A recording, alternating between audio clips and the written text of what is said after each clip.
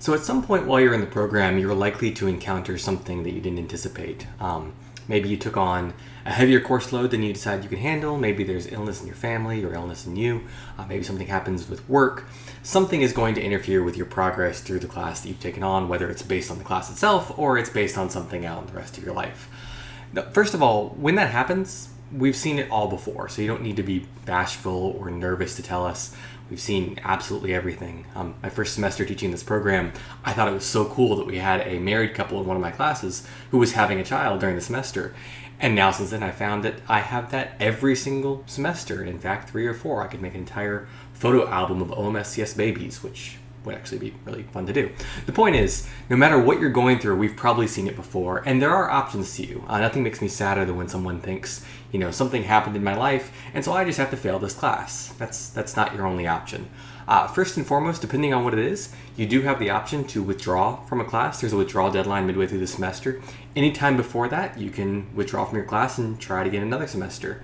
If you withdraw from all your classes, you actually get a prorated refund based on how much of the semester you'd already completed. If you withdraw from only one class, you don't get that, but you still can continue with your other class and focus on that going forward.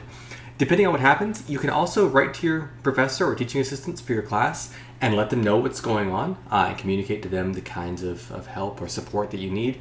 There are options from letting you take an incomplete in a class to giving extensions. Those are all completely subject to the individual decisions of that course, just because different courses it's much easier or much more difficult to give that. If a course involves a group project, for example, it's harder to extend it for you. But if it's all individual work, it might be possible for that course to work with you to let you complete the course after the semester is over. If you find yourself getting really busy in life in general, you can always skip a semester. You can take one semester off in a row and not have to apply for readmission or anything like that. So you can actually go through the program taking every other semester off. If you enroll in spring, you can take summer off, and you enroll in fall, you can take spring off, and so on. If you want to take more than one semester off, there are a couple options. You can apply for a leave of absence if there's some external reason why you need to take additional time off.